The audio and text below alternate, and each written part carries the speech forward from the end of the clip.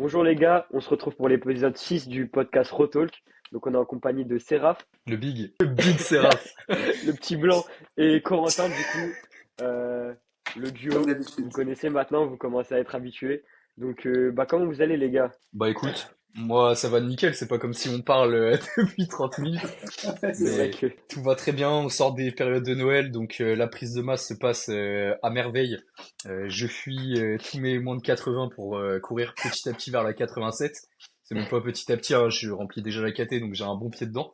Et vous, j'espère que vous avez passé de bonnes fêtes aussi et que vous êtes bien régalé, et que Corentin va pas tarder à rejoindre Léonard en 73. Voilà, je me suis bien lâché, mais le PDC est stable.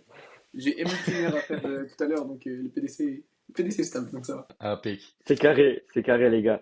Bah écoutez, je vois que vous allez bien, tout ça c'est cool. On va peut-être débuter avec les sujets du jour. Corentin, je crois que tu as pas mal de petits sujets. Donc si tu veux commencer, let's go. Bah, pour rester dans le thème des fêtes, je sais que tu as fait une petite story Lolo juste avant les fêtes pour dire pour profiter, etc.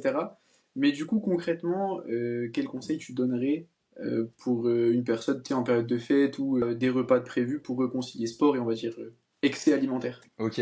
Bah déjà, j'espère qu'en termes de deadline, le podcast il va sortir bien parce que la dernière vraie fête qui va te rester, bah, c'est le réveillon de la Saint-Sylvestre avec le Nouvel An. Ouais, Bon après tu me diras, il y a c'est tout un ce peu qui est tard. Pâques. Ouais voilà c'est ça.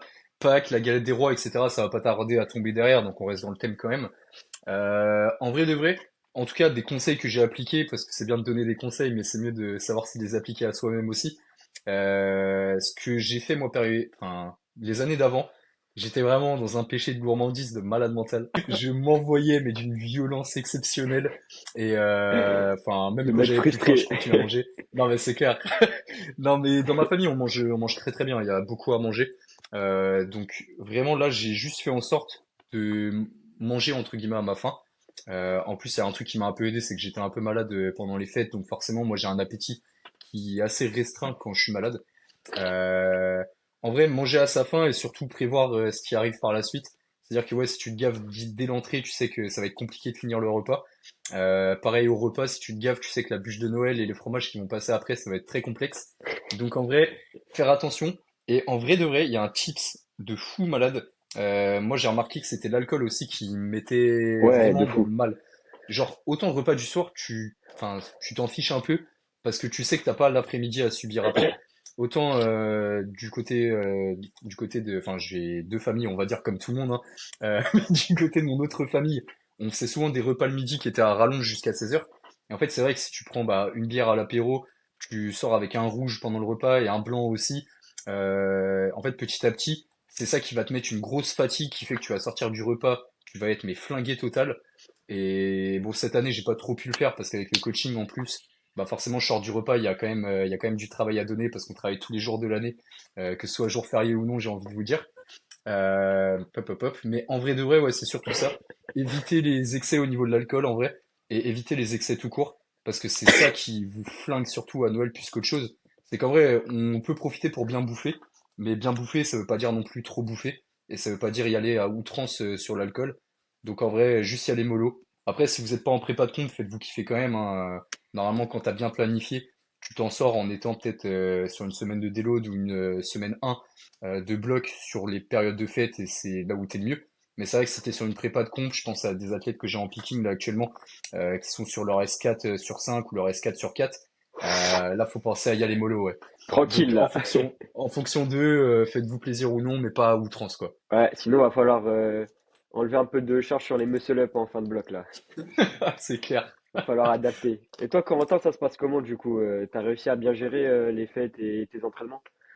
Bah ouais, du coup, moi je tombe sur une semaine 4. Moi j'avais pas trop le choix. Mais là, tu vois, j'avais prévu, je me suis pas pesé depuis un moment et je me suis pesé spécifiquement ce matin en me disant si mon PDC est trop haut, je change ce que je dois faire au muscle up aujourd'hui.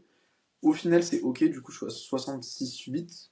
Donc c'est plus haut que d'habitude, mais c'est genre peut-être 600 grammes au-dessus de mon poids de forme de ces derniers temps, donc franchement, ça va. Et globalement, j'ai fait comme Lolo. Après, moi, je bois pas d'alcool au repas, donc j'ai pas eu ce problème-là, mais plus sur le fait de garder de la marge. Genre, pas m'envoyer dès l'entrée, parce que, bah, pareil, je suis bien gourmand pendant les fêtes. Et ce que j'ai fait aussi, c'est. Bon, moi, j'ai eu les repas de fête et j'ai aussi, comme j'étais chez de la famille, des repas en fait avant le réveillon et après Noël. Donc j'ai essayé d'ajuster, sauter quelques repas pour toujours être sur mon total calorique. Et après, bien s'hydrater. Parce qu'en vrai, quand vous Mm. mangez beaucoup en excès, souvent c'est très salé et vous n'allez pas faire du gras en 2 repas. C'est plutôt de la Mm. flotte. Donc, comme je voulais garder un PDC assez stable en sortie de tout ça, je me suis bien hydraté. Et vous pouvez même. Bon, après, c'est à prendre avec des pincettes, mais il y a des légumes qui sont diurétiques et qui marchent bien, genre les asperges. Moi, je sais que j'ai des athlètes qui font ça aussi. Tu fais un cheat, le lendemain, tu manges des asperges et t'élimines la flotte 2 fois plus vite que d'habitude. Et bon, il y a aucun risque sur la santé ou quoi, mais après, c'est plus un rapport aussi. Faut garder un rapport sain à la nourriture. Je pense que c'est ça aussi le plus important. Même en période de Ouais. fête. Faut pas se dire je dois. Après, comme tu as dit, hors personnes qui sont en prépa de comp, faut pas se dire je dois rester mesuré, etc. Si vous avez envie de vous faire plaisir, en plus souvent il y a la famille, les amis, faites-vous plaisir.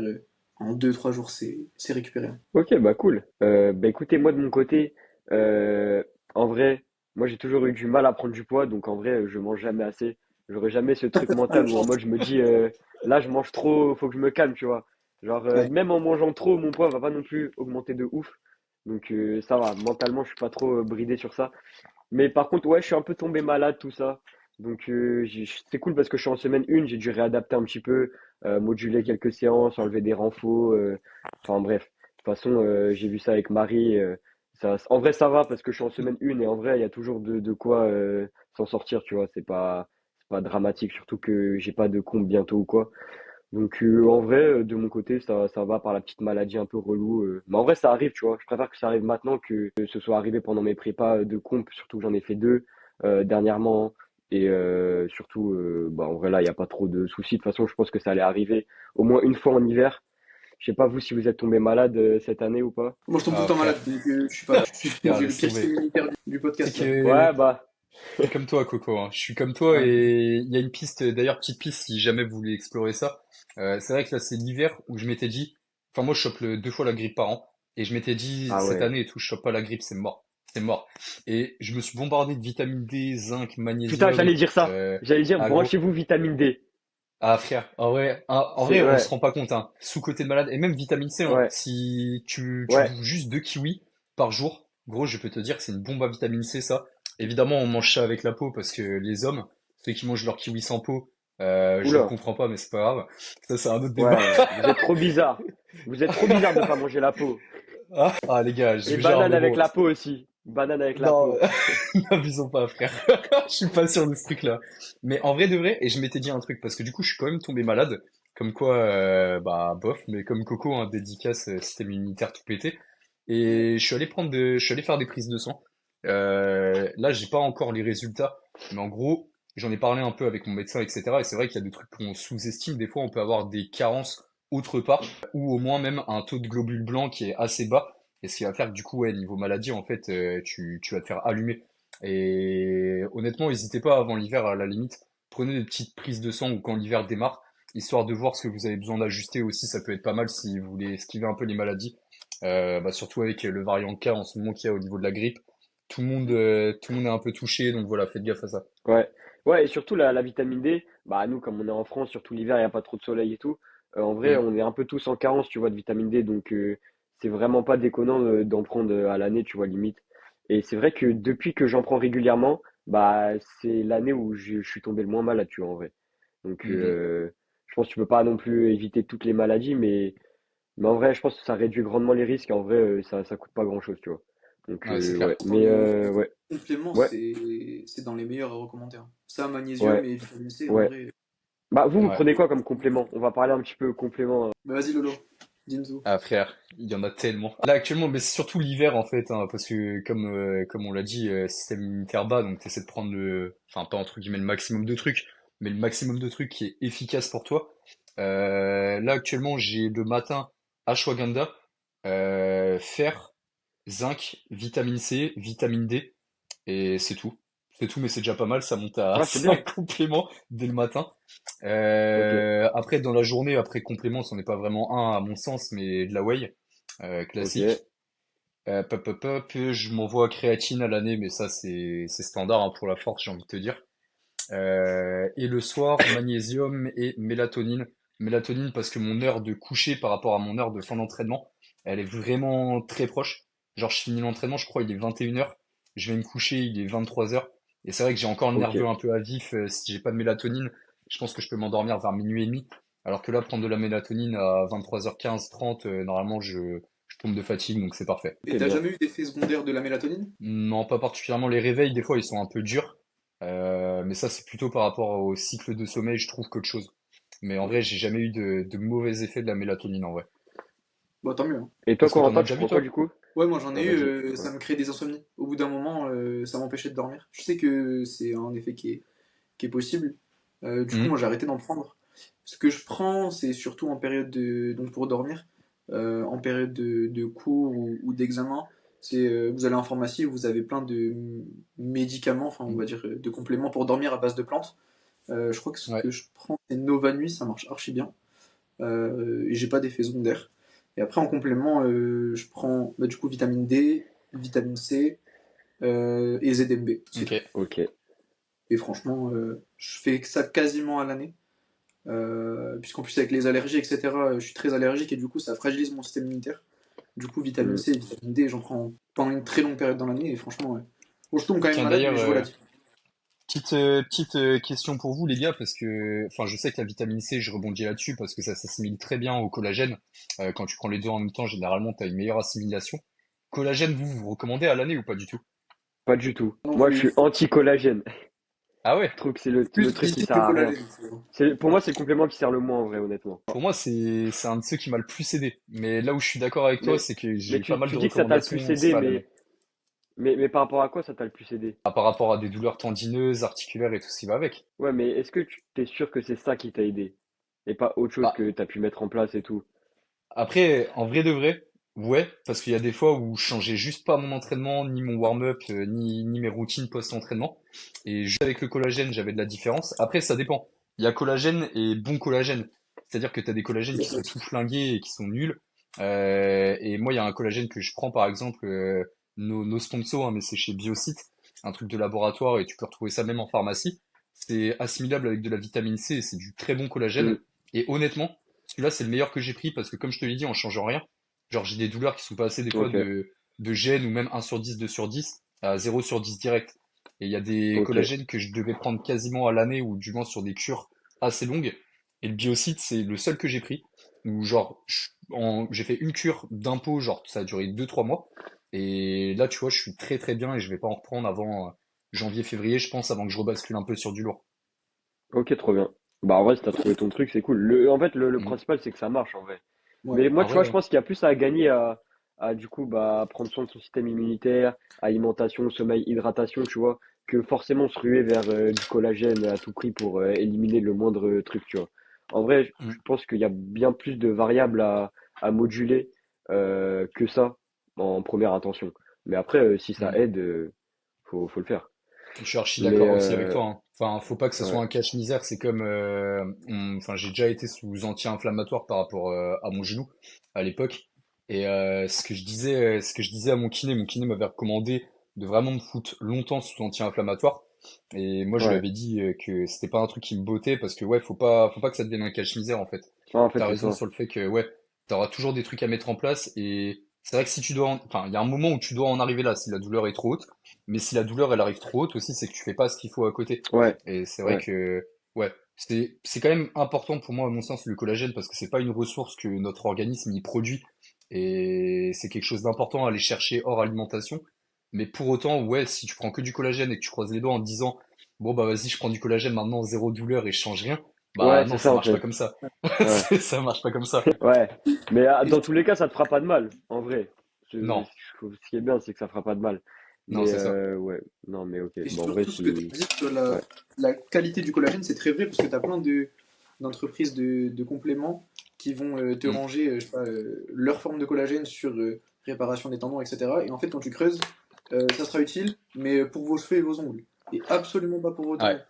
ouais, de Donc ouf. déjà, Ouais, d'un point de vue scientifique, je crois qu'il n'y a aucune encore étude qui valide le fait que ça répare les tendons, etc. Mm. Mais après, si le terrain montre que pour toi c'est un marché bénéfice et ça doit ouais, marcher pour certaines personnes, Mais du coup, c'est parce que tu as pris un truc vraiment de qualité et t'as pas du coup jeté ton argent par les fenêtres. Il faut vraiment faire Ouais, attention c'est ça. de manière générale.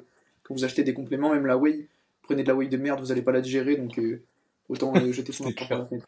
Il faut vraiment faire attention. Ouais, je suis Et toi, Toi, d'accord. Léonard, tu fais Léonard, quoi? tes compléments, ouais.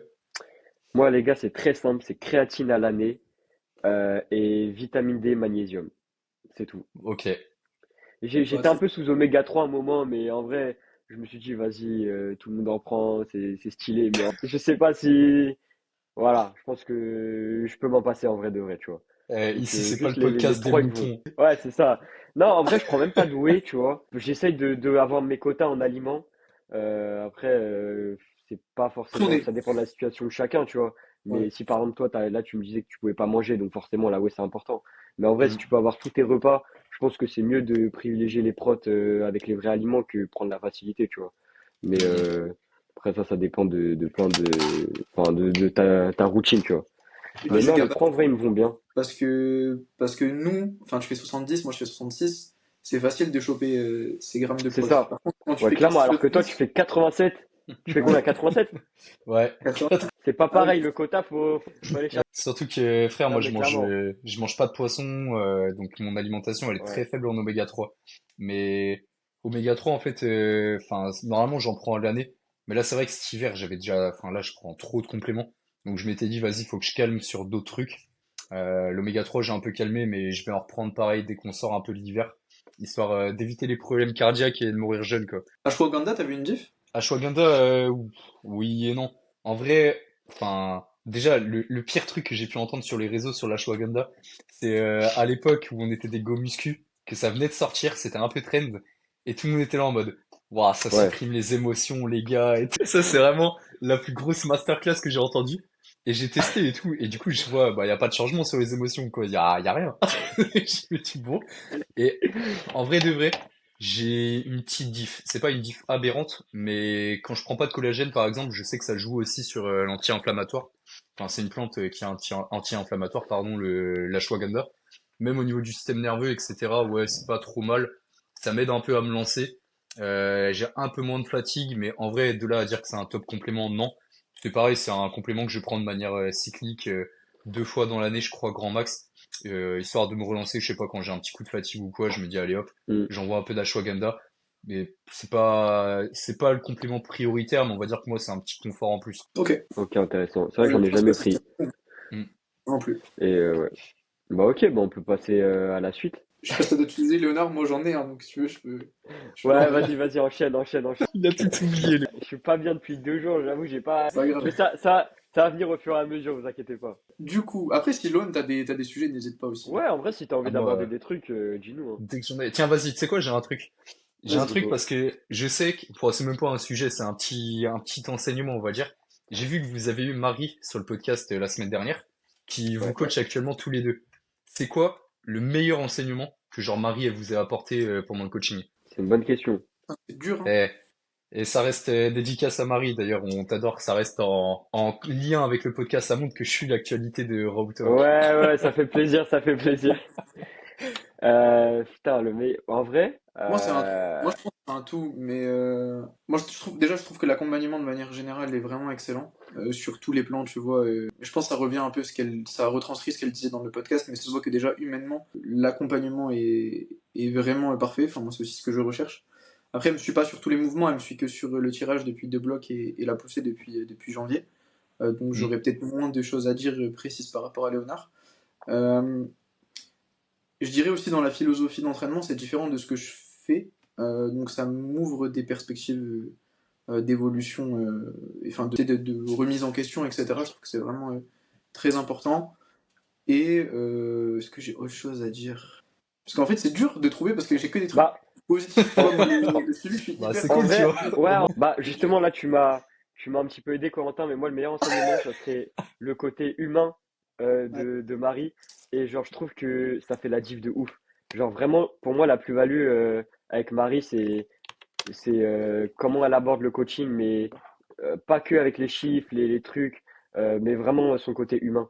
Hmm. Et genre, et même moi, du coup, ça m'a appris et je peux même le transposer avec des athlètes. Ouais. Et genre, c'est vrai que parfois, je vois comment elle agit juste psychologiquement, comment elle parle et tout. Et je trouve que c'est un bon enseignement Et humainement. Comment. j'ai autre chose qui m'a fait. Une des raisons aussi pourquoi je suis allé avec elle, c'est quand j'ai vu, du coup, à l'époque, tu étais toujours en 66, je voyais sur les réseaux ce que faisaient les autres 70 en dips. Il n'y avait pas une prog qui se ressemblait. Et moi, quand j'ai commencé, la prog, elle avait rien à voir avec tous les autres 66. Donc, déjà, quand tu sais que c'est pas des copier-coller, c'est très bien. Et qu'en plus de ça, elle s'adapte hyper bien à l'athlète. Notamment, moi, du coup, je m'étais déchiré le pec. Bon, c'est toujours des déchirures bénignes, mais c'est toujours quasiment 2 mois de réhab à chaque fois. Et Mhm. je me suis retrouvé à être pain-free pour le bloc de picking de Grand Ouest. Et elle m'a fait pick avec une série de dips. J'avais un single, et c'est tout. Et mec, je te jure que entre ça, le B, elle a Elle trop s'adapte bien hyper géré. bien. En fait, ouais, Ouais. vraiment, le truc, c'est qu'elle s'adapte hyper bien. Genre, bah, elle s'adapte à tous les profils, hein, surtout qu'on est un peu tous différents. Et ça, c'est vraiment ce qui fait la diff. Même tu le dis, t'as une douleur là, un truc là, ça va adapter très vite. Donc, bah, ça, en vrai, c'est le top, hein. C'est ce qu'on recherche chez un coach, qui soit humain et qui sache s'adapter. Mhm. Ouais. Tu veux Donc, que je te dise, voilà. moi ça me fait penser à un truc que j'ai toujours dit, mais genre vraiment en coaching, c'est pour moi les deux clés, genre peu importe le coach que t'es, bah la première c'est l'individualisation, parce que c'est vrai que si tu mets à tous les athlètes le même format, bah forcément t'auras un athlète A sur qui ça va marcher, mais de fou malade, et t'auras un athlète B sur qui ça va pas marcher, et ça en vrai c'est classique. Et la clé numéro 2 c'est communication en vrai. Au moins c'est deux De trucs sur fou. lesquels vous rejoignez vous par rapport à Marie. Mais en vrai de Ouais. vrai, genre, enfin, t'as beau être un bon coach ou un mauvais coach, si tu te creuses la tête pour bien individualiser et si tu fais en sorte de bien communiquer avec ton athlète, ouais, t'as une douleur, ok, ok, dis-moi comment ça évolue dans la semaine en fonction de tel ou tel format, Ouais, de ok, fou. t'as mal, bah arrête, ok, et on réadapte le reste de la semaine, etc. En vrai, tu peux être que sûr de progresser. Et surtout, je viens sur un facteur, je pense, numéro un, c'est l'adhérence à la prog. En vrai de vrai, il y a le truc le plus sous-estimé pour progresser, je pense, en street, comme en force, comme en body, comme en haltérophilie, comme toutes les pratiques d'ailleurs, j'ai envie de te dire, c'est que si tu kiffes ce que tu fais, ou au moins, même si tu kiffes pas, genre tu comprends pourquoi tu le fais, mais tu vas progresser de fou malade. Genre, enfin, de temps en temps, je dis à mes athlètes, etc. Après, il y en a que je connais très bien maintenant et que je sais ce qu'ils aiment ou ce qu'ils aiment pas. Et en tout cas, j'ai à cœur d'expliquer à chaque bloc comment je construis tel ou tel bloc. Mais c'est que en vrai, dès que l'athlète, il va comprendre ce qu'il fait, ok, pourquoi il m'a mis tel format, pourquoi il m'a mis tel format, ok, j'ai envie de faire je sais pas, j'ai envie de faire des élévations latérales, c'est l'exemple que je cite à chaque fois quand je parle Mais de d'adhérence à la fou. prog. Mais en vrai, si t'as envie de les faire, que tu te sens bien parce que tu prends du physique, du coup tu te sens en confiance et du coup sur tes charges en street tu vas te sentir en confiance, même si c'est pas le muscle le plus sollicité par un dips, bah en vrai de vrai, fais tu vois, fais et tout simplement t'évolues. Et je pense qu'il y en a beaucoup aussi qui sous-estiment ça, qui se disent que l'entraînement faut se faire mal, l'entraînement il doit pas être kiffant pour progresser et tout. Et en vrai de vrai, t'as quand même beaucoup de meilleurs résultats quand tu sais que la personne elle va juste kiffer à aller s'entraîner. Mais genre pour moi c'est le must du must. 100% d'accord. Ouais, Et pareil. l'adhérence, il y a rien de plus important en vrai. Et Ouais. la compréhension de Et la toi, prog. ouais, c'est ça. Savoir ce que tu fais et bon après il y en a ils s'en foutent. En vrai il y en a juste ils veulent exécuter. Ils sont Ouais, pas non plus là Ouais, de ouf. à comprendre chaque truc. bien sûr. Mais c'est vrai que si la personne veut comprendre, c'est important de lui expliquer. Mais Mm. Que je clairement trouve que. l'adhérence trop important. Et surtout écouter ce que les propositions de l'athlète, ce que veut l'athlète. Parce que Ouais. s'il dit des trucs, c'est pas pour rien, tu vois. Genre, tu peux lui le recadrer par moment, tu vois, forcément. Si c'est trop un peu, ça s'éloigne trop des objectifs. Mais je pense que c'est important de l'écouter, comme tu dis, élévation latérale. S'il veut en faire, bah qu'il en fasse en fait. Pourquoi Je te c'est jure. pas qu'il en fasse? Ça sert à rien d'être trop rigide, tu vois. Genre, on est là pour kiffer Ça. avant tout. Mais ouais, et toi, et du coup, c'est rare, toi, t'as été coaché par Charlie, je crois, pendant pas mal de temps. Ouais, ouais, c'est ça. Et bah, dis-nous un peu les enseignements que tu as pu avoir avec lui. Charlie, Ça gros, je vais te dire m'intéresse. un truc. Charlie, je pense que c'est un peu un coco sur les bords. Genre, c'est des mecs un peu génie de la prog, tu vois. Genre, Ok, ils se creusent la tête pour faire des formats ouais, que tu retrouveras pas trop ailleurs. Et en vrai, quand tu y réfléchis, c'est pas mal. Charlie, en fait, à la base des bases, genre vraiment, on va parler aussi peut-être comment démarrer un coaching, tu vois. Mais en gros, j'avais réfléchi à ma situation et je m'étais dit, bon, j'ai une douleur au genou que j'arrive pas à traiter. En vrai, j'étais suivi par un kiné par ça, mais je sentais que c'était limité par rapport aux causes, conséquences, etc. Il n'arrivait pas trop à bien comprendre. Et en gros, le kiné, bon après, il était bon dans les exos qu'il mettait, mais tu sentais qu'il mettait sur des circuits en mode vas-y, fais ton circuit et bon courage.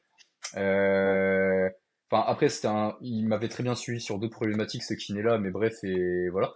Et je m'étais dit, bon, en complément, ça serait pas mal que j'ai un coach déjà qui comprenne ma douleur, et un coach qui fait du street. Et Charlie avait eu exactement la même douleur que moi. Donc je m'étais dit, ok, bah pour la traiter, rien de mieux que Charlie en vrai. Et j'avais démarré comme ça en me disant, qu'est-ce qu'il me faut à l'instant T et qu'est-ce qui est bon pour moi à long terme. Je m'étais dit, ok, donc Charlie, let's go. Et en vrai de vrai, dans les meilleurs enseignements, je pense que j'ai pu retenir, euh, en vrai de vrai, moi c'est surtout au niveau des formats ouais, qui m'a fait ouvrir mes perspectives. Euh, je dirais pas qu'avant de le prendre, j'étais là en mode fermé sur la prog, en mode il y a une seule manière de faire de la surcharge progressive et il y a qu'une Ouais. seule manière de faire des formats. Mais en vrai, il m'a ouvert les perspectives sur pas mal de choses. Déjà, par exemple, t'es pas obligé systématiquement de commencer ton bloc avec des renfos RIR 4 et de monter petit à petit en RIR 3, RIR 2, RIR 1. Tu peux faire l'inverse, déjà, tu peux aussi t'adapter en fonction d'eux. En fait, c'est trouver de manière ingénieuse des solutions et se creuser la tête aussi pour trouver les solutions qui vont aller à tout le monde. Parce qu'en vrai, il y a des athlètes, tu peux les programmer, bah, comme il m'a programmé, avec du RIR 0 en début de bloc, et après petit à petit, tu diminues pour que la durée de tes séances elle se lisse. Parce que moi, je suis quelqu'un où je peux monter à 2h30, 3 heures de séance sans souci.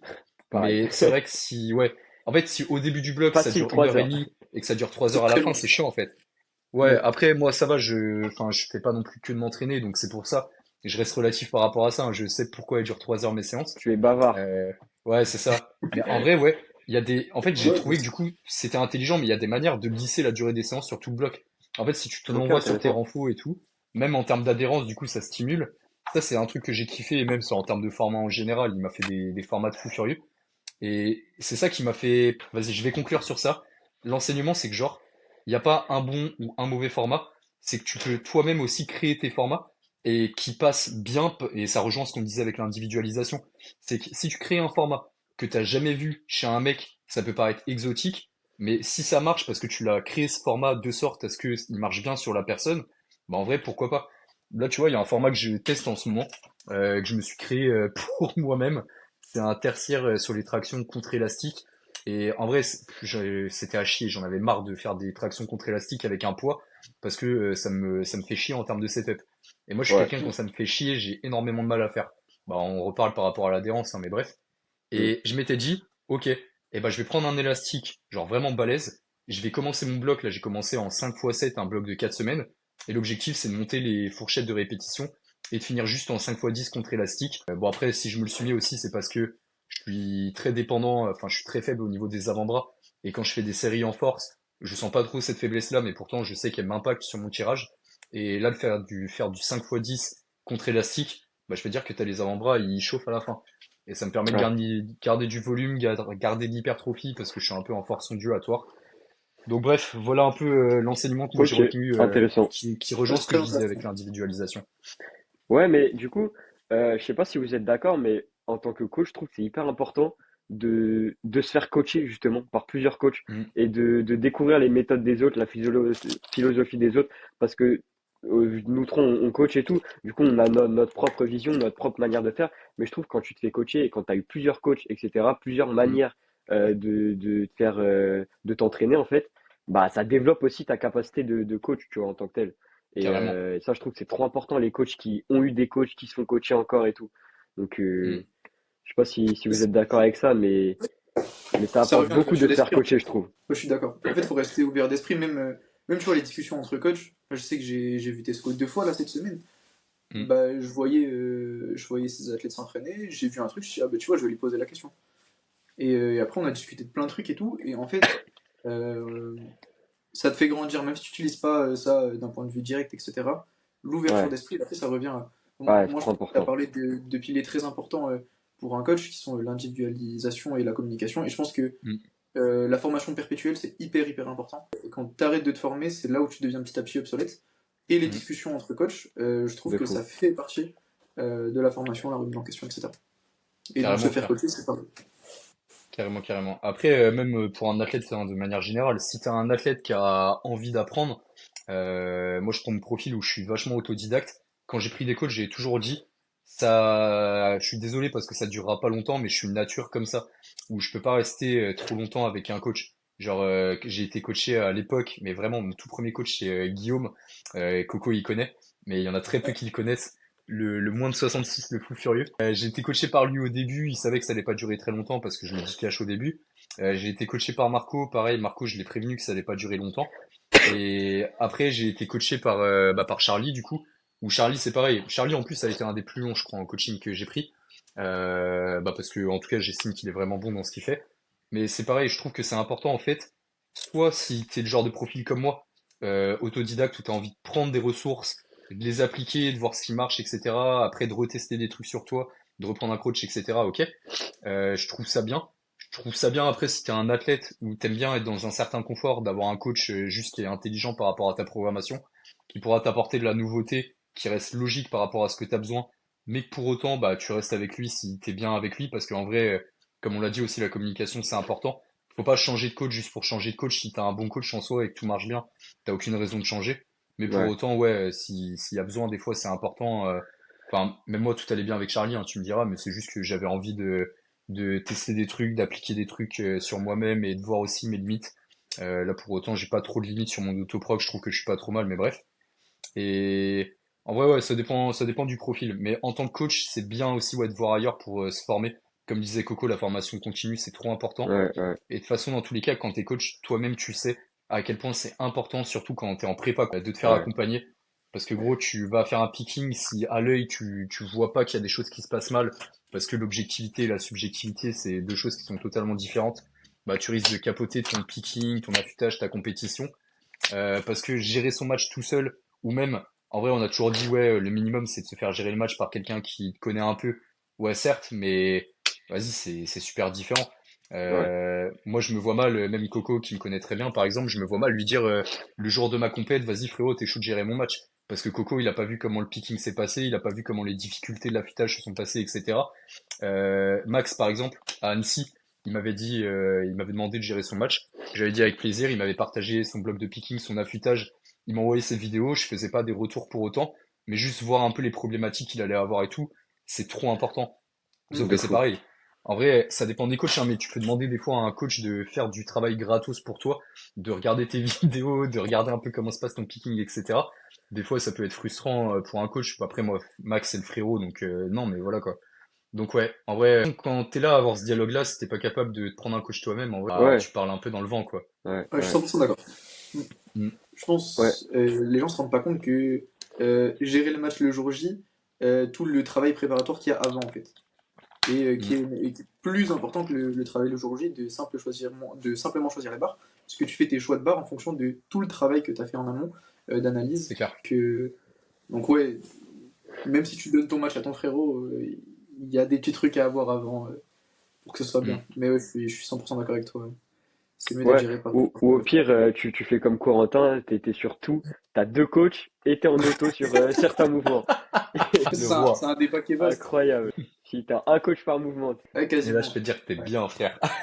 Alors là, il apprend beaucoup là. Après, moi, je suis un cas particulier parce que quand même à la SNSL de cette année, il n'y avait pas mon coach au squat. On m'avait prévenu que le week-end de juin, il m'avait prévu 6 mois à l'avance qu'il serait pas là ce week-end-là et on espérait que ça tombe pas ce week-end-là.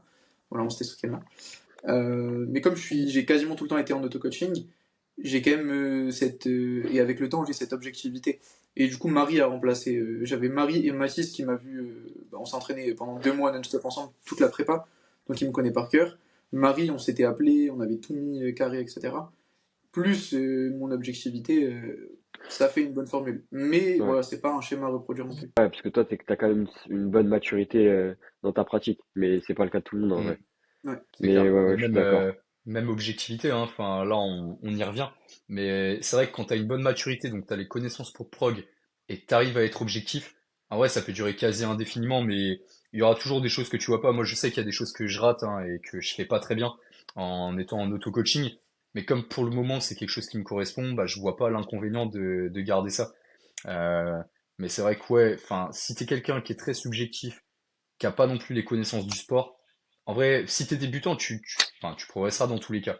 Parce qu'un débutant, j'avais le débat à la salle il y a pas longtemps, mais un débutant, en vrai, tu lui mets n'importe quoi, bah, tu vas progresser.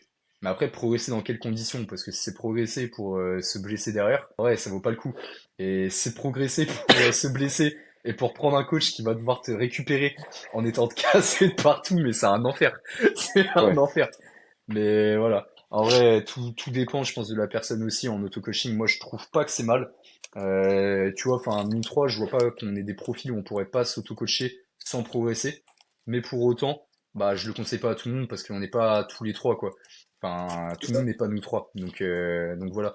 Mais il y en a énormément en street hein, que je verrais bien se coacher, même qui sont pas forcément des coachs, mais juste des athlètes. Mais c'est vrai que des fois, ça peut pas durer longtemps non plus. Parce que ouais, l'objectivité, ça peut durer 3 mois et au bout d'un moment, t'en auras le cul et ça se de passe fou. n'importe comment. Bah Mm. ouais, justement, c'est comme tu dis, je trouve que c'est bien de s'auto-coacher, on peut s'auto-coacher un temps, mais comme tu dis, le plus dur c'est de s'auto-coacher sur le long terme.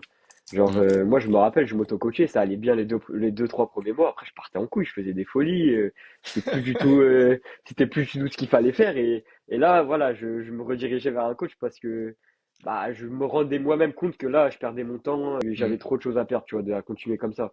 Mais ouais, c'est ça, de s'auto-coacher sur le long terme, c'est super compliqué. Et enfin, en fait, c'est trop dur de rester lucide sur soi-même, tu vois. Genre, Ouais, c'est t'as clair. tout le temps envie de modifier des trucs, tu veux tester des trucs, tu veux tout moduler dès qu'il y a un truc. Enfin, c'est même charge mentale, même si ça marche, la charge mentale, elle est quand même assez grosse, tu vois. Genre, Mm. c'est bien de se libérer de cette charge mentale. Genre, même si t'en es capable, tu vois, si Ouais, t'as c'est pas envie clair. de penser qu'à ça, ça fait du bien de déléguer. Après, peut-être, je sais pas si Loan t'as ça, il y a aussi le plaisir de faire sa propre prog qui. Moi, je sais qu'à un moment, Mm. c'était ça aussi. C'est que le plaisir de faire ma propre prog prenait le pas sur la charge mentale, entre guillemets, tu vois. Et c'est Mm. pour ça que Ouais, ouais, ça me l'a fait aussi, jusqu'à ce que ça marche plus. C'est cool, mais quand tu vois que Ouais, plus rien ne marche pendant des mois, là, t'as vite envie de déléguer, là. C'est clair. Non, en vrai, moi, je Mais ouais, kiffe, je suis ouais, d'accord. je kiffe faire ma prog. Après, en ce moment, un peu moins parce que j'ai récupéré, enfin, comme je vous en parlais en off, j'ai deux, trois athlètes qui ont démarré le coaching il y a pas longtemps.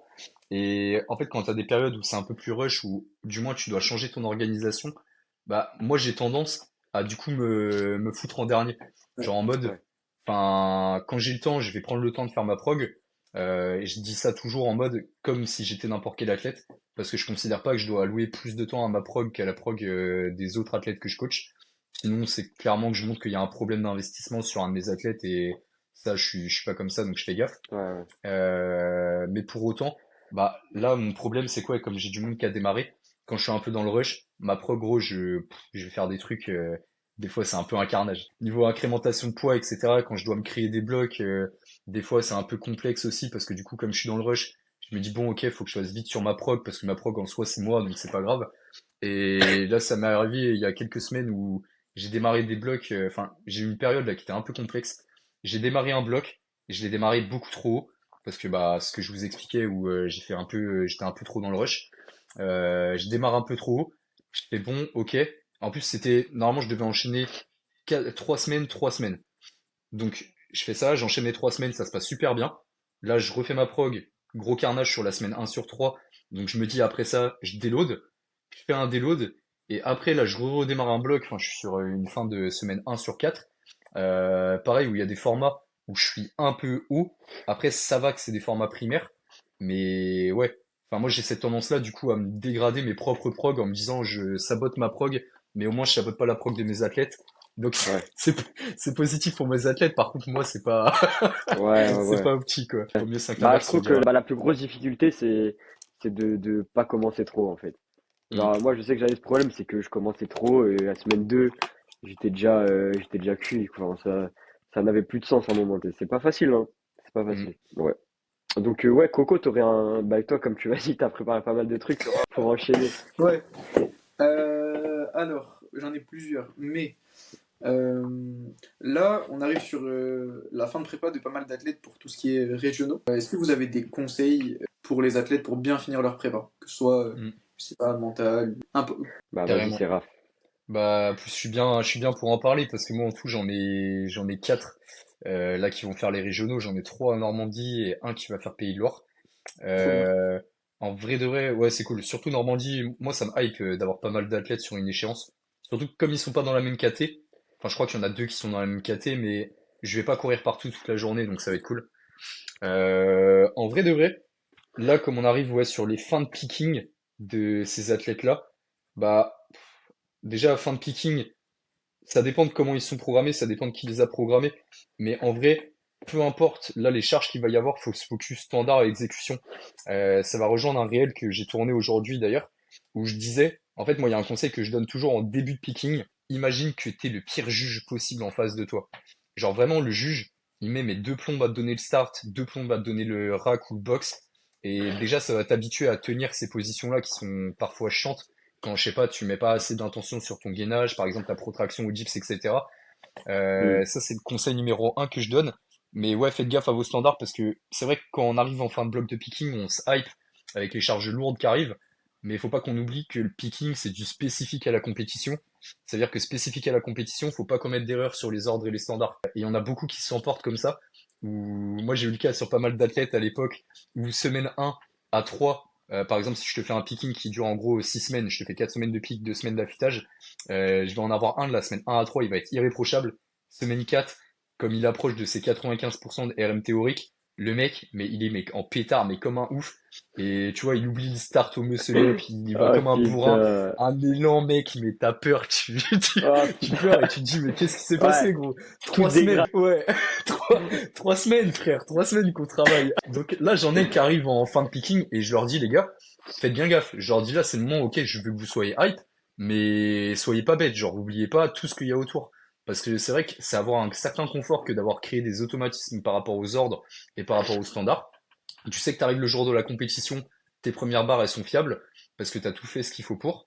L'affûtage aussi, c'est le moment de consolider ça parce que même si l'affûtage, tu as des charges qui baissent relativement, c'est pas facile pour autant, ça va être dur parce que tu as la surcompensation qui commence à se faire.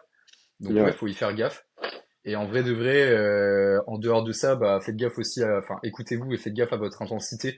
Je sais qu'il y a un picking, enfin quand t'es en affûtage, il y a une expression que j'aime beaucoup, c'est si t'es fatigué, c'est que l'affûtage se passe bien. Mais pour autant, il y a fatigue et fatigue. Si vous commencez à avoir vraiment des grosses gênes et douleurs, là c'est le moment où il va falloir adapter intelligemment. Parce que ok, la surcompensation c'est important et il faut pas casser cet effet de surcompensation qui est en train de se créer. Mais pour autant, bah si là il y a des grosses gênes qu'il faut traiter, qui commencent à arriver, bah traitez-les parce que le plus important c'est d'être en confiance mentalement pour la compétition, malgré l'état de fatigue que vous allez avoir le jour de la compète qui est relativement normal, j'ai envie de dire. Ouais. Ouais, carrément d'accord. Ouais. Bah ouais, moi ce que je dirais aussi c'est que ça sert à rien de se mettre dans une optique où en gros faut faire une compétition avant une compétition, tu vois. Genre comme tu Mm. disais, semaine 4 ça sert à rien de péter un plomb, de t'envoyer, tu sais, de devenir totalement fou. Genre c'est pas le jour de la compétition en vrai. Et cette semaine 4 elle te sert juste à accumuler de la fatigue pour C'est vrai. mieux t'exprimer la semaine d'après, tu vois. T'as pas besoin Mm. de péter un plomb. Et genre en vrai, nous, on veut juste que la personne performe sur le jour J. C'est pas, même si elle rate en semaine 4, c'est pas dramatique, tu vois. Donc, Mm. moi, je pense qu'il ouais, faut rester lucide sur ça. De toute façon, on en avait déjà parlé, je crois, dans un podcast, Corentin. Ouais. Mais ouais, c'est ça. Faut focus que le jour principal, c'est le jour de la compétition. Et tout ce qui vient avant, c'est pour te préparer. T'as pas besoin d'être 100% hype ou quoi. Et aussi, tu parlais de ce truc où en mode faut être fatigué à la fin. On dit souvent ouais, faut être fatigué, ce qui est vrai, mais il faut pas être totalement mort non plus. Mm. Parce que si tu arrives totalement mort à la fin de ton peeling, une Ouais, semaine c'est de, vrai. de taper affûtage, ça ne suffira pas pour que tu Mm. sois bien, tu vois. Genre, faut arriver à un certain niveau de fatigue, ok, mais tu dois pas non plus ramper quand tu pars de la salle. Je pense qu'il faut doser. Et aussi, il y en a qui pensent, enfin, il y en a qui sous-estiment le fait de quand même garder de la réserve sur ta Mm. dernière semaine de picking. C'est pas parce Ouais. que tu finis ton single RPE 9 et que t'es pas 10 que c'est cuit. Genre, non, tu peux même finir 8,5, 9, tu pourras quand même être fort, tu vois. Parce que ce qui compte, c'est le volume que tu as accumulé tout le long, et c'est pas juste ce mois-là, c'est aussi tous les mois qui ont précédé, tu vois. Donc en soi, c'est pas juste un single qui va définir ton niveau de fatigue. Enfin, voilà, faut rester Clair. lucide et c'est le principal. Moi, je te rejoins de ouf sur ça. C'est que moi, j'ai l'habitude de faire un truc, et je crois que c'est avec toi, Coco, qu'on en avait parlé quand on était à Rennes, de discussion devant la caisse. Mais en gros, enfin, on avait dit ça, genre 95% de ton RM théorique, pour moi, c'est l'idéal pour finir un picking. Et ça rejoint ce que tu dis, tu gardes de la réserve, pour autant, tu es sur des barres que normalement tu es censé passer. Après, il y a des conditions qui font que des fois, ça peut pas se passer comme prévu. Je pense notamment au muscle up, où on est sur un mouvement clairement d'haltéro, où Clairement, ouais, un détail technique, bah, ça peut ouais. te flinguer ta répétition. Et en vrai, c'est vrai. Mais pour autant, en gros, quand tu finis ton picking, pour moi, il y a deux manières de le finir. Soit, ouais, t'es à 95% de ton RM théorique, et je dis bien théorique parce que si tu prends les anciens RM de l'athlète qui a commencé le coaching avec toi il y a 6 mois, c'est évident que ton picking il va mal se faire parce que du coup tu finiras Oui, pas oui, oui. assez haut. Donc j'aime bien me regarder le bloc d'avant, un peu ce qui s'est fait, estimer le RM à combien il doit être, et bien calculer ça de sorte à ce que tu tombes bien en dernière semaine de bloc. Parce qu'en vrai de vrai, la dernière semaine d'un picking, c'est ce qu'il y a de plus important dans le picking. D'ailleurs, quand tu programmes, je sais pas pour vous, mais moi, quand je programme un picking, je pars toujours de la semaine 4. Je me dis comment elle va être, et je fais en sorte de réduire mes incrémentations pour arriver du coup sur ma semaine 1, quoi. Et avoir tout calculé pour que ça tombe bien. Et après, il y a un deuxième truc que j'applique sur certains athlètes où le mental va plus compter que l'état de forme. C'est en gros, je sais qu'il y a des athlètes à moi, ils ont besoin de passer certaines barres. Je dis pas qu'ils ont besoin de passer leur RM. Genre, Ok. enfin, voilà, j'ai un athlète, tu vois, typiquement, je sais qu'il a 12,5 entre les mains, mais je sais que lui, il est sous condition que ce 12,5 au muscle up, bah, faut qu'il le fasse avant, quitte à ce que ce soit un échec, pour se dire, ok, c'est pas dur, ou ok, qu'est-ce que je vais devoir concentrer le jour J. Et en vrai de vrai, il y a des barres que tu peux te permettre de faire. Un muscle up, pour moi, tu peux te permettre de faire de la fatigue. Enfin, comme on l'a dit, Je un suis échec, d'accord, ouais. c'est pas 100% le pire d'accord. Ouais. qui puisse t'arriver, ouais.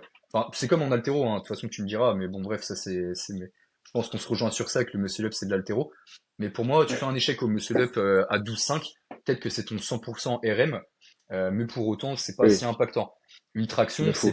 c'est relativement pareil. Enfin, j'y vais dans une plus moindre mesure parce que la traction va Ouais, créer ouais. plus de fatigue que le muscle up. Mais pour autant, c'est pas ultra dérangeant de faire un échec du moment que tu l'as tiré et si tu avais besoin de le faire parce que mentalement tu te sens bien. Bon, par contre, le dips et le squat, les gars, ouais, c'est là où le 95% de RM théorique qui s'applique le mieux. Parce que gros, si tu vas sur un 100% RM, bah là, on rejoint ce que tu dis, Léonard, mais c'est que tu fais ta compétition avant l'heure. Et c'est pas beau. Et toi, Coco, du coup? Parce que je t'ai coupé en plus, je savais que t'allais prendre la parole. Non, non, moi je suis d'accord avec tout ce que vous avez dit. Peut-être, bah, parler dans le cas où le picking se passe pas bien, faut pas se dire que la compète elle est foutue. Hmm. Euh, un picking compliqué, voire très compliqué, peut se rattraper avec un bon taper et avec même l'émulsion du jour J. Il y a même un truc qui se dit c'est prépa difficile, compète facile, Mm. et ça peut être très vrai. Donc toujours essayer de rester lucide et de pas se dire ah mais j'ai pas réussi ça, c'est-à-dire que je l'aurai jamais. Ça revient au même truc de se dire ah mais j'ai pas fait cette barre pendant la prep, c'est-à-dire que je pourrai jamais la faire le jour J. Hmm. Voilà, c'est pareil, vous pouvez peut-être rater X ou Y mouvement avec telle charge et le jour J le passer, même faire plus. Donc après voilà, c'est aussi au coach d'en discuter avec l'athlète, de lui expliquer tout ça et de bien adapter le taper. Mais voilà, c'est faut pas se dire Bah que ouais, tout est clairement. foutu si le pacing se passe pas bien.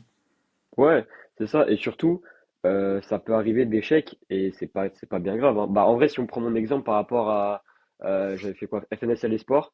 Mm. Bah, du coup, je rate, dernière semaine, 27,5 au muscle up et je rate mon squat à 187. Et le jour J, je passe 27,5 et je passe 190 avec de la marge. Donc en vrai, faut juste, bah, en plus, je t'en avais parlé, Corentin, mais en fait, Ouais, faut juste se dire que bah, c'était pas le jour J en fait, c'était pas ce jour-là où je devais passer ces barres, tu vois, si je les rate en soi. Donc c'est pas voilà, faut pas tout remettre en question, faut pas péter voilà. un plomb, faut Ouais, pas c'est vriller clair. mentalement, genre. Tu te dis bah OK, c'est pas grave, c'était un entraînement et le jour de la compétition, ça se passera bien. En vrai, tant que tu es au standard, tu peux être confiant, tu vois. Si tant que tu as confiance en tes standards et que tu es carré, bah tu sais que tu vas largement pouvoir limiter la casse même si la prépa se passe pas très bien en vrai. Mm. Là, je suis d'accord. Mais ouais. Ouais, c'est Est-ce ça, que vous hein, voulez un faut autre pas. sujet? Ouais, vas-y, vas-y. Moi, j'ai eu un athlète qui a fait un très gros hors-prog il y a pas longtemps là. Et je voudrais qu'on explique les explications d'un hors-prog pour donner un argument supplémentaire pour que les athlètes n'en fassent plus. Le Attends, vas-y, hors-prog, dis-nous, c'est quoi le en hors en question? euh, Situe-nous Ouais, un c'est peu parce que moi j'ai le envie de truc. me mon régaler. ami Paul qui se reconnaîtra s'il regarde le podcast. Donc c'est un power. Ok, Donc le primaire, on a fait 3 fois 2 à 2,50 au terre, RPE 7. Ouais. Et le ok. secondaire, Ah ouais, j'ai vu la. c'était 1 fois 6 à 2,20 et des back-off en fois 6 aussi. Et il s'est permis de tirer une fois 270 sur le secondaire. Sur le secondaire? Ouais, Oh c'est putain. ça. Petite potentiation, Après, quoi, normal, il était pour mettre, fatigué. il n'y a pas d'acharnement envers lui, c'est un mec qui progresse très facilement et qui a, avec son ancien coach, eu l'habitude Non. de sortir du cadre et qui, justement, en fait, ne s'est jamais rendu compte des implications qu'un Mm. hors-prog pouvait avoir. Donc, ça a été une discussion avec lui, et au-delà de dire que c'était pas bien, lui faire comprendre en quoi ça pouvait être préjudiciable. Mais ouais, me fait un petit hors-prog de 50 kilos et pas du tout au format, quoi. Donc, Ok. Bah, en vrai, je pense, dans ce cas-là, déjà, comme tu dis, ça sert à rien de dire pourquoi tu fais. Ça sert à rien de le gronder, entre guillemets, tu vois, lui dire c'est pas bien, t'es chiant, je sais pas quoi. Je pense juste que tu restes calme, en fait, parce que déjà, ça concerne lui, en fait. C'est lui qui se met en péril. C'est pas toi, en vrai, et c'est pas de ta faute s'il fait ça. Juste, faut essayer de lui expliquer concrètement juste pourquoi c'est pas optimal et pourquoi ça sera pas bénéfique pour lui très simplement. Et en fait, oui. s'il est assez intelligent et tout, il comprendra de lui-même, tu vois, je Mm. pense. Et peut-être essayer de comprendre pourquoi il l'a fait. Donc peut-être il n'a pas été assez stimulé à l'entraînement, il y avait un petit manque d'adhérence peut-être. Après, je sais pas exactement, mais je pense qu'il faut rester calme. Ça sert à rien de non plus. C'est pas dramatique non plus, tu vois, genre. Ouais. Ouais, faut essayer de l'expliquer avec les meilleurs mots, je pense. Ok. Moi, gros, moi, je suis des deux avis. Parce que j'ai des athlètes, des fois, qui sont irréprochables. Et à l'inverse, j'ai d'autres athlètes. Frère, c'est les rois des hors-prog. J'en ai un, là, quand tu m'as parlé de hors-prog, pour te dire, j'ai pas mal d'athlètes quand même, hein. Mais j'en ai un, là, qui m'est venu en tête direct. J'ai un prénom qui est arrivé. D'ailleurs, si vous en êtes là, sur la durée du podcast, n'hésitez pas à mettre en commentaire du podcast, balancez votre pote ou votre athlète qui hors-prog le plus.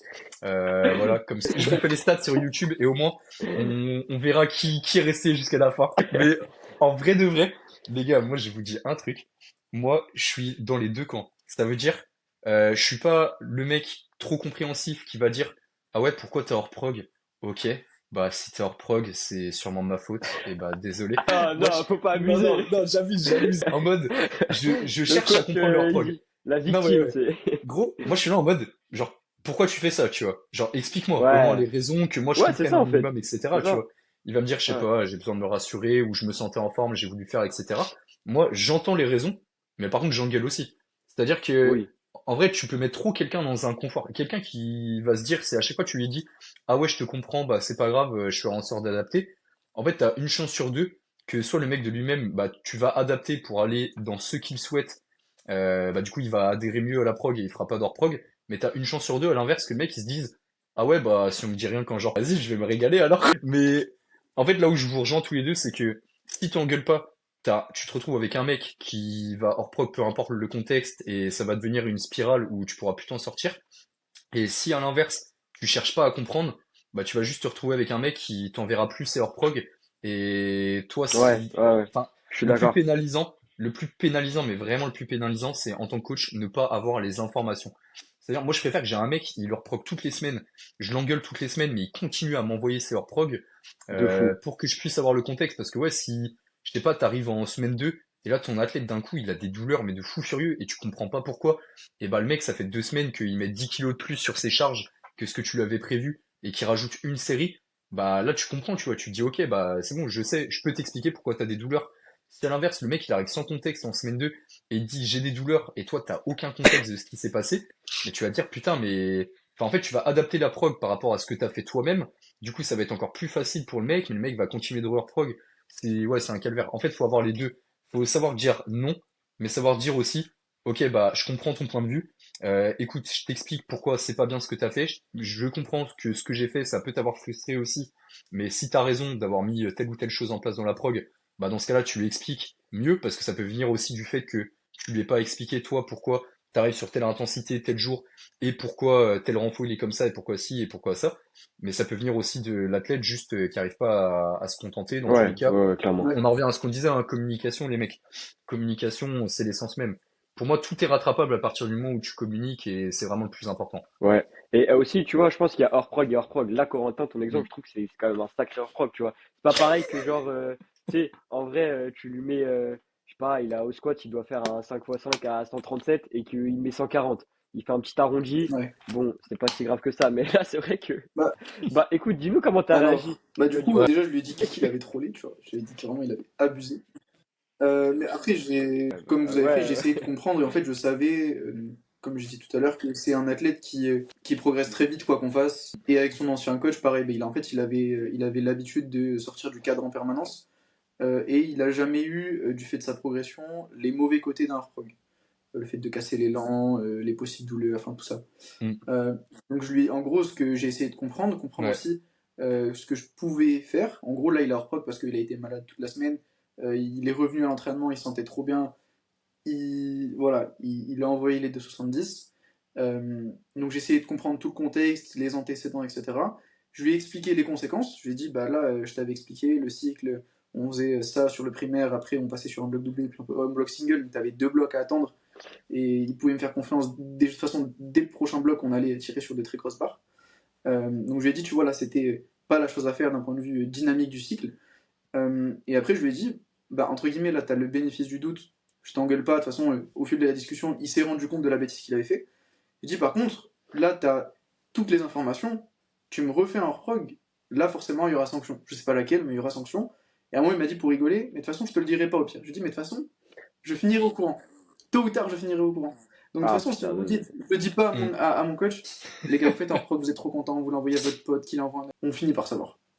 Voilà, donc la sanction, ah, Mm. surtout que, bah attends, surtout quand bah tu fais un oui, prog et t'es trop content, t'as envie de le poster. Tu vois, genre, moi, je sais que j'avais fait un prog. En plus, c'était juste avant ma prépa, enfin, c'était pendant ma prépa. J'ai fait 130 au bench.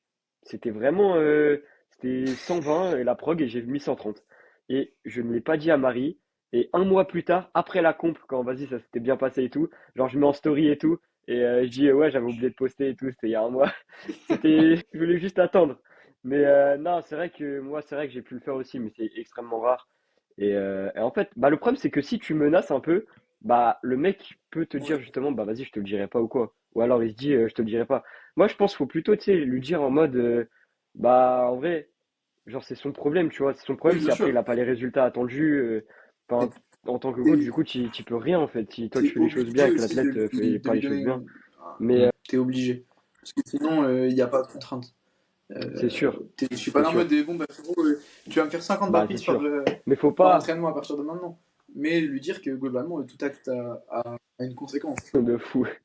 Et puis, en vrai de Clairement, vrai, ouais. vas-y, vas-y. Si le mec il abuse tellement, non ouais, tu sais, genre après, je sais pas si c'est votre cas, vous en avez déjà eu, mais si le mec abuse trop et que vous voyez c'est incontrôlable, bah limite vous arrêtez la collab, tu vois, vous lui dites Mm. on va devoir arrêter parce que ça mène à rien, tu vois. Je pense que ouais. Mais Ouais, c'est moi, vrai que ça m'est déjà arrivé. c'est ok. Bah, après, le confort que j'ai, et ça, on en parlait en off, c'est que moi, en plus, à côté, j'ai un travail fixe. Donc, moi, je me suis toujours dit, le coaching, c'est aussi par passion que je le fais, mais j'ai pas envie de Ouais, me restreindre avec des athlètes qui ont pas envie de bosser.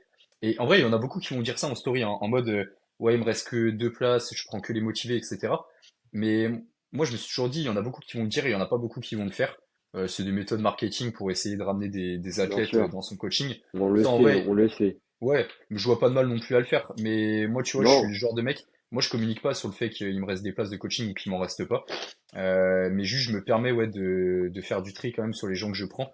Parce que ça m'est arrivé de tomber, je pense notamment sur deux personnes depuis que je coach, où j'avais soit pas d'infos, et c'était vraiment chiant. Et en vrai de vrai, j'aime pas le fait qu'on me paye pour que je travaille pas derrière et qu'on m'envoie rien, de fou. etc. Et à l'inverse, j'avais quelqu'un ouais qui ça s'arrêtait pas les hors proc, c'était vraiment chiant. Et voilà. Donc j'ai eu ces deux personnes-là, c'est les seuls cas que j'ai eu. Dieu merci parce qu'en vrai, je pense que c'est même pas un sixième des athlètes que j'ai coachés ou un dixième même des athlètes que j'ai coachés qui sont comme ça. Et en vrai de vrai, généralement, je tombe sur des bonnes personnes, mais aussi tu le vois, toi en tant que coach, c'est à toi de faire le tri et de pas prendre tout le monde non plus par argent, parce qu'en vrai, le coaching, on n'est pas sur un Ouais, métier, genre, on n'est pas par exemple sur le BTP où ouais, tu vas faire plein d'heures et plus tu fais des heures, plus tu vas avoir des bonnes payes, etc. Et il y a moyen de t'en sortir à ton compte en travaillant encore plus en dehors des chantiers, etc. On est plus sur un métier passion quand même. Enfin, après, tu me diras, le BTP, c'est aussi une passion, hein. D'ailleurs, là, je parle comme si c'était vraiment un métier de merde, mais en vrai, pas du tout. Il y en a énormément qui se lancent par passion, mais bref, le coaching, on est vraiment sur un métier passion, un métier humain, où, genre, faut aussi savoir travailler avec les bonnes personnes et savoir dire non à certaines personnes. Après, je dis pas parce qu'il y en a certains qui sont dans le cas où ils sont en coaching à 100%, et du coup, ils en ont besoin pour vivre, de prendre du monde, et ils peuvent pas se permettre de restreindre. Mais moi, mon confort de situation, c'est quand même de me dire, bah, comme j'ai un revenu fixe et je gagne suffisamment bien ma vie, j'ai pas besoin de me dire, ouais, bah, enfin, je dois prendre ouais. n'importe qui en coaching. Genre, je prends des gens qui, ouais, ouais, tu vois, mais je prends des gens où ça me challenge de les coacher, ça me fait kiffer.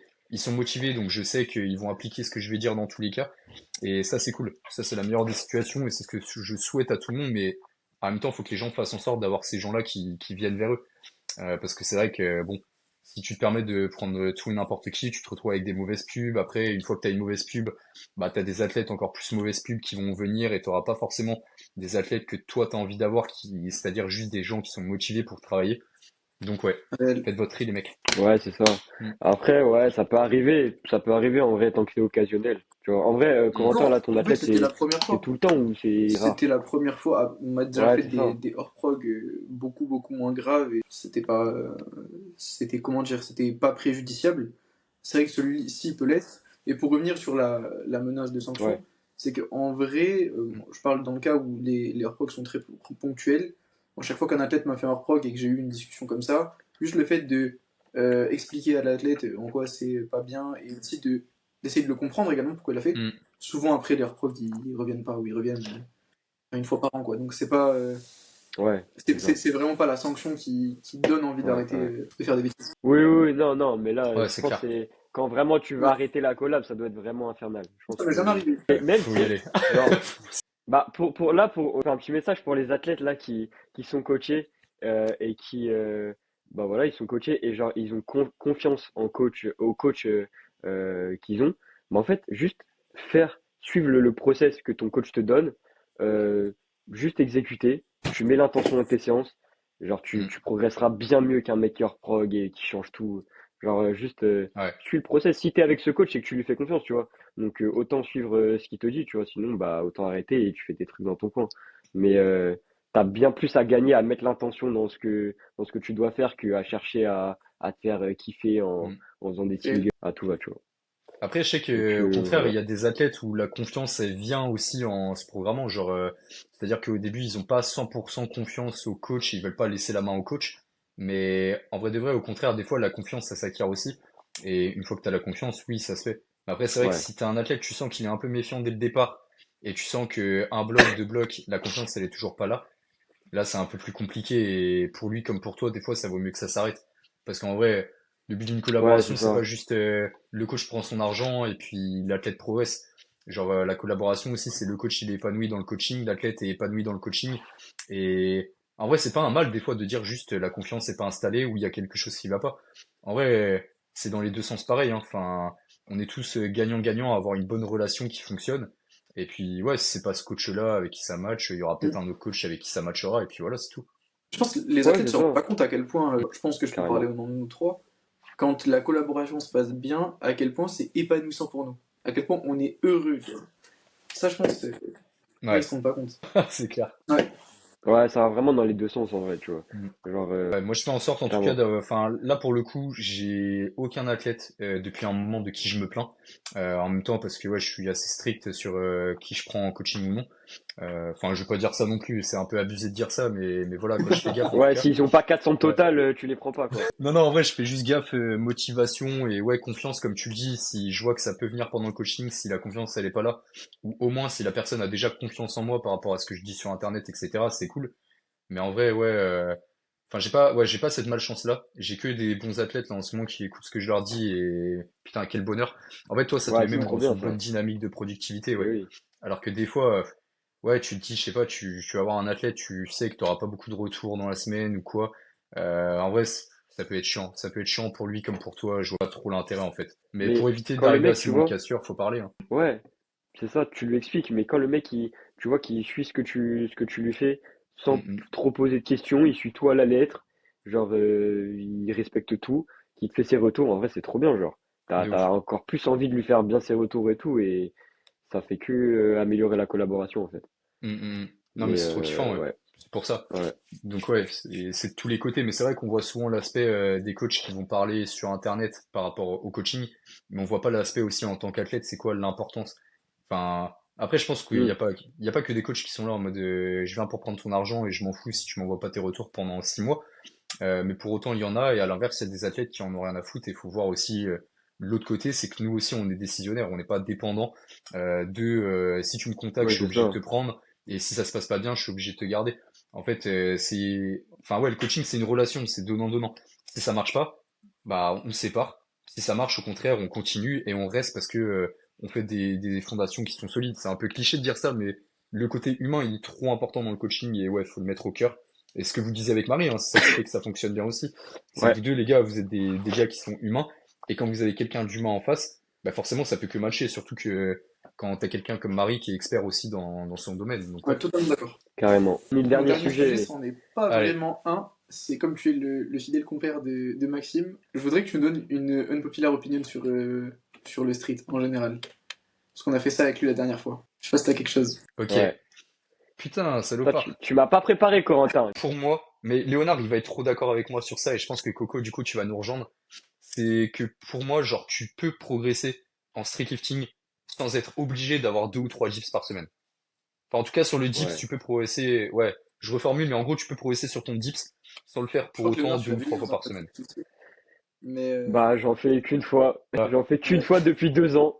Et ça va. bon, bah, ok. Et Bah non, mais bah, même sans. Attends, mais si tu veux, hmm, sans même aller, sans parler sur le dips, de manière générale, sur tous les mouvements, pour moi, tu peux progresser en street lifting avec très peu de fréquence à condition que tu spammes la muscu et que tu aies un bon passif sportif avant, tu vois. ouais, et pour autant, là, tu vois, je suis pas d'accord avec toi sur Ok, muscle up et traction. Enfin, traction, ouais, non, traction, je suis pas trop d'accord en fait. Genre, parce que pour moi, ok, du coup, muscle up, t'es obligé d'avoir de la répétabilité, mais sur une répétition, pour bien comprendre le mouvement et être bien balèze. Donc, ça veut dire que pour moi, genre, le minimum à avoir, c'est 2 muscle up, ou bien un muscle up et une traction de chest to bar en fonction de ton niveau de pratique. Mais ouais, 2 muscle up. 2 muscle up, c'est bien, mais quand tu deviens intermédiaire, confirmé, faut au moins 3 muscle up dans la semaine. Moi, Ah, c'est, ouais. je suis pas d'accord. Moi, typiquement, je suis à 3, tu vois. Ok, Et je progresse jamais aussi bien que quand je suis à 3 par semaine. Traction, c'est relativement pareil. C'est pas un mouvement qui est non plus ultra technique comme le MU. En même temps, par rapport au MU, il n'y a pas beaucoup de mouvements qui sont plus techniques en musculation. Mais pour autant, traction, genre 2 fois par semaine, c'est ok pour progresser. Mais pareil, quand t'arrives à un niveau intermédiaire confirmé, pour moi, faut 3 tirages et faut même des fois en mettre 4. Genre 4 ouais, tirages pour moi, genre quand t'es ouais, ça vraiment je suis confirmé, d'accord. genre niveau Aubin, Ashura, etc. 4 tirages, c'est exceptionnel. Après, le dips, oui, je suis d'accord avec toi. En vrai, tu mets un dips à un bench, par exemple, tu progresses très bien, ou un dips de bench, tu vas très bien progresser.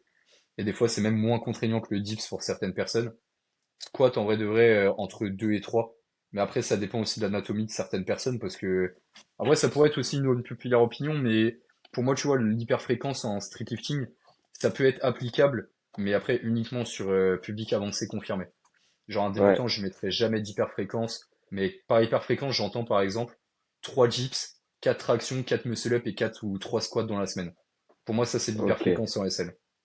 ouais, ouais. Bah, tu vois, bah en vrai, je te rejoins quand même sur certains trucs, mais tu vois, pour moi, le minimum pour progresser, genre, ça serait un muscle up, deux tractions, un dips, un squat. Et je te jure que tu peux progresser avec ça à condition qu'à côté tu fasses pas rien, tu vois. Mais Ouais. après, l'hyperfréquence, ça peut aussi être une solution, tu vois. On le voit pas mal du coup chez les power avec le Hmm. SBD. Dans le street, on le voit beaucoup moins. Mais je serais pas fermé à cette idée aussi d'hyperfréquence, tu vois. En fait, je pense que tout est possible tant que tu le fais bien, genre vraiment. Ouais, de Genre ouf. en vrai, moi, je suis fermé à rien, quoi, tu vois. Bah, Dans tu sais l'idée, que moi, je sais pas ce que Coco, tout tu peut vas en penser marcher. du coup de l'hyperfréquence, mais là, ça relance un débat. Mais en vrai, moi, j'ai testé du coup sur moi-même il y a pas longtemps. Je le testerai pas pour l'instant sur certains de mes athlètes. Enfin, j'avais qu'un athlète qui était capable d'en faire, je pense, de l'hyperfréquence, c'était Stan. Et encore, l'hyperfréquence partielle adaptée en fonction des mouvements, parce qu'il y avait des mouvements qui étaient un peu plus fragiles que d'autres. Mais genre, par exemple, en fait, l'hyperfréquence, en plus, j'ai fait tout un truc d'études sur ça, où en gros, genre, tu commences, imaginons, muscle up. En fait, le muscle up, c'est pas faire, par exemple, 3 muscle up complets, 5 séries sur chaque muscle up et avoir 15 séries dans la semaine. Mais tu peux le décliner. Genre, par exemple, pour autant, tu peux faire peut-être, ok, un muscle up complet, un muscle up transition qui va te mettre moins de contraintes sur les articulations et du coup, qui va te permettre d'encaisser un peu plus de volume. Tu peux te mettre, par exemple, pourquoi pas, en troisième muscle up, en tertiaire, juste un chest to bar qui réveille ton explosivité sans pour autant faire le pattern de mouvement. Mais en gros, moi je considère ça comme ça. Je considère que le dips, par exemple, tu peux te faire, je sais pas, on va dire 2 séries, enfin 2 séries, pardon, 2 formats, un primaire que tu vas faire normalement, un secondaire que tu vas faire sous une autre variation ou peut-être en volume ou autre pour bien encaisser du coup le travail en force qui peut te faire mal aux articulations. Et ton troisième, je sais pas, ça peut être juste du dips posé, juste du dips iso, du dips empto, juste de l'excentrique. Voilà. Ouais, Enfin, c'est ça. en gros, comment je l'ai fait, moi, mon hyperfréquence? En gros, je me suis dit, je vais mettre 4 muscle up, 4 tractions, 3 dips, 3 squats dans la semaine. Et j'avais quasi plus de renfo. Genre, je crois que j'avais un renfo par séance grand max. En termes d'agencement, c'est une galère pas possible à agencer. Mais par contre, j'ai quand même bien progressé dessus parce que je l'ai fait intelligemment et que je savais qu'il y avait Mm. certains trucs où j'avais des douleurs qui pouvaient se réveiller, où j'ai adapté. Bah, Monsieur Lep, comme je vous ai dit, le faire en transition, je trouve que ça m'a pas mal aidé à tenir ces 4 Monsieur Lep par semaine parce que je suis ressorti avec des avant-bras, mec. Putain, la vache, les avant-bras de tonton que j'avais, gros. Squat, par exemple, je pouvais pas monter à 4. Squat, je savais très bien que si je montais à 4, ça me flinguait le genou et qu'il fallait que j'ai au moins 2 squats dans la semaine qui soient sous tempo pour éviter d'avoir des douleurs. J'avais fait quoi d'autre? Dips, j'ai été surpris, c'est celui que j'ai le mieux encaissé, mais dips, je l'ai fait intelligemment, c'est-à-dire que de base, j'étais à 8 séries par semaine sur 2 dips, donc ça me faisait 4 et 4. Là, j'étais à 3, 3, 3. Ça me permettait d'avoir de la répétabilité et encore après, on rejoint le principe de jour primaire, secondaire, tertiaire. Ou primaire, tu vas peut-être finir un bloc RPE 9. Je sais pas, ton secondaire, tu vas être RPE 8,5, 8. Et ton tertiaire, tu vas être RPE 7,5, 8. Pour autant, ok, tu as une intensité qui fluctue en fonction de tes lifts, mais c'est ça qui te permet d'encaisser aussi la fatigue. Et quand tu es à un point où tu as besoin de technique, où tu es perdu techniquement, je pense que la fréquence, ça peut être quand même un bon outil pour travailler ça, sans pour Ouais, autant monter l'intensité. Fréquence veut pas dire intensité en fait, et c'est là où les gens ont du mal à ouais, le ouais. comprendre encore, je pense. Oui, c'est ça. C'est pas parce que, genre, en vrai, tu peux squat, tu sais, 7 fois dans la semaine, mais si, Mm. genre, 5 squats sur 7 t'es à 50% de ton 1 RM, bah, Ouais, c'est clair. ça va pas te fatiguer en soi, tu vois. C'est Mm, pas le mm. bon truc à faire, mais c'est pas pour autant que tu te fumes à l'entraînement. Mais je pense que, ouais, ça, bah, comme tu l'as dit, toi, tu l'as fait intelligemment, tu vois, donc je trouve pas ça déconnant. Après, le problème de l'hyperfréquence, c'est que du coup, ça laisse moins de place au renfort et et Ouais. au développement de la masse musculaire, tu vois, même si nos mouvements de street, ils nous font prendre du muscle, tu vois, mais genre, d'un point de vue hypertrophie, bah, ça laisse moins de place à ça, tu vois, et ça, je pense que quand tu es à un niveau débutant, même intermédiaire, bah, c'est Mm. trop important, tu vois, et tu peux pas négliger cette partie.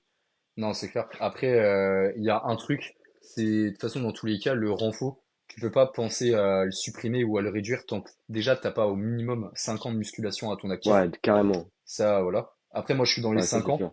mais pour autant, je fais encore du renfort parce que ouais, je suis en train de compléter la 87, mais je sens que j'arrive à maturité physique, c'est-à-dire que en vrai, niveau haut du corps, j'ai pas grand-chose de plus à prendre. J'ai des zones là qui sont trop développées, que j'arrive plus trop à développer, ok.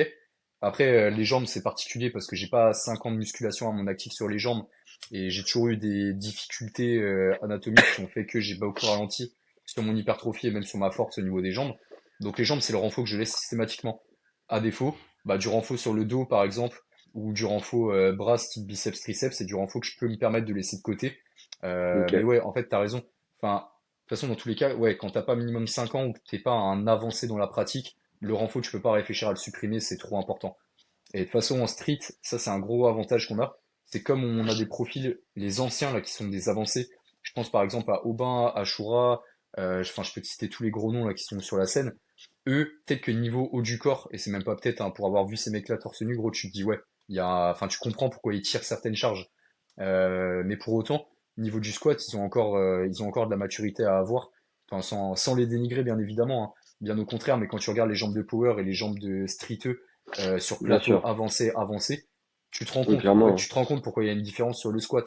Et en vrai de vrai, l'avantage du street, c'est comme on en a beaucoup qui ont mis une grosse prio sur les trois mouvements, bah, t'arrives sur le squat, en vrai, t'as encore tout à travailler, même à un niveau avancé. Je suis carrément d'accord. Je suis d'accord. Et moi, je commence à être Ah, low de vis storage. Je commence à avoir plus beaucoup de stockage. Non, non, mais franchement, tu veux non, mais en rajouter un vrai, truc, Corentin? bon, à un moment, tu m'avais demandé mon avis. Moi, je pense que, enfin, ma manière de programmer ressemble pas mal à la tienne, je pense, Mm. Loan. Et après, ce que vous avez dit sur l'hyperfréquence, ouais, c'est pour les athlètes qui sont avancés. Je pense qu'aussi, les gens sous-estiment la Mm. simple exposition à un mouvement, à quel point ça peut être bénéfique. Ça veut dire que vous pouvez passer à 3 squats semaine. De manière générale, quand je rajoute une fréquence, c'est un petit peu le dernier ressort que j'utilise pour casser un plateau, par exemple. Mais juste le fait de rajouter, vous rajoutez, je sais pas, Mm. un high bar tempo raw, ou juste backless, ou etc. Juste cette exposition-là, Ouais. ça va relancer un truc.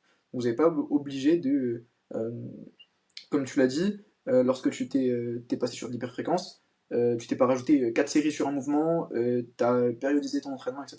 Et c'est hyper important. Mm, mm. Et vous pouvez vraiment avoir des gains en rajoutant un chest to bar en plus pour votre muscle up, une fréquence, une exposition. Enfin, c'est hyper bénéfique. C'est clair. Tu vois, je pense que tout dépend Je fais du pour niveau de pour des pratique avancées. et du niveau tout court de la personne. Parce que tu vois, ouais, c'est ça. Forcément, moi par exemple, là, je coach je coach une power, tu vois, et avec l'emploi du temps, et aussi ça dépend de l'emploi du temps, hein, on va pas se mentir, tu vois. Ouais. Je coach du coup une power, elle a juste un SBD et une séance de muscu par semaine. Et genre, ça suffit largement à la faire progresser, tu vois. Après, peut-être parce que, tu sais, elle pratique pas depuis longtemps, même si le niveau est plutôt bon, tu vois. Et en fait, ça suffit pour le moment. Et en fait, dans tous les cas, elle pourrait pas en faire plus parce que son emploi du temps lui permet pas.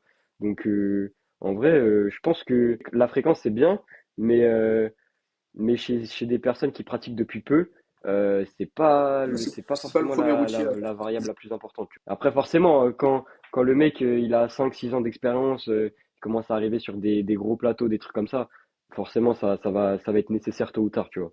Mais ouais, ça dépend, en vrai, ça dépend du stade, hein. Faut pas le Mm, mettre mm. trop Faut tôt, adapter mais cas par cas dans tous les c'est un cas. levier utilisé. C'est clair. Ouais, si la personne peut se le permettre et peut aller à la salle plein de fois, oui, carrément. Ben écoutez, je pense qu'on est bon. Hein. On n'est pas trop mal. Ouais, Bah les gars, bah de ouais, toute en façon vrai. avant de conclure, merci à tous les deux pour l'invitation. Je l'ai pas dit au début du podcast, donc je le dis à la fin. En tout cas, moi, ça m'a fait franchement Nous grand aussi. plaisir d'échanger avec vous, les frérots. Et puis, et puis voilà. En tant qu'auditeur aussi de Trop votre bien. podcast pour donner de la force, évidemment. Ça fait plaisir. Mais en plus, je crois que t'es l'invité où Oh, on a ouais. le podcast le plus long. On n'a jamais fait aussi long là. Et Et ouais, oui. mon pote. Et ouais, il y en a des choses à dire, hein. Ouais. Bah les gars, bah où on peut te retrouver, Séraph, sur les réseaux, même si on veut débuter un sujet avec toi. Ah bah les frérots, si vous êtes restés jusque-là, déjà. Ah, ça serait euh, incroyable. Ah ouais, bah évidemment. D'ailleurs, si vous êtes resté jusque-là, toujours pour les commentaires, l'engagement, n'hésitez pas à mettre un commentaire. C'est important pour les frérots, pour les soutenir. En dehors de ça, moi, on peut me retrouver sur Instagram, hein, SerafSL. Ma chaîne YouTube, c'est pareil, c'est SerafSL. Mais je vous invite en vrai à venir sur mon Insta parce que c'est là où on voit le plus de choses de moi. Et c'est là aussi où je suis le plus ouvert à la communication. C'est vrai que YouTube, c'est pas fait pour communiquer. C'est fait pour faire des vidéos et partager pas mal, mais c'est vrai qu'Insta, je suis assez open sur les messages, j'en reçois de temps en temps de tout et n'importe qui, et ça me dérange pas de venir ouvrir des conversations sur telle ou telle thématique avec Ah, grand plaisir. parfait. Voilà. Et il te reste des places ou pas du coup? Parce que je crois que c'était un peu. Non, là, il me reste des places. Ok, Attention les gars, ok. petite story, j'ai que 2 places à pourvoir. Excellent. Les salopards, le Euh, marketeur. Toujours Bah pareil. Corentin, du Traitement tiré coup, du bas SL, bah pareil pour vas-y. démarrer un suivi en DM. Et puis Ouais. la chaîne YouTube où il y a le podcast une fois par semaine. Voilà, il faut trouver Sur son. YouTube également. Sur YouTube, allez Ah, voir sa chaîne YouTube, il il va met la reprendre les pression. vidéos YouTube là. Il m'a dit. Ah, Ah. le master des droits qui Bah les gars, on se retrouve pour un prochain épisode la semaine pro et Carrément. prenez soin de vous en tout cas.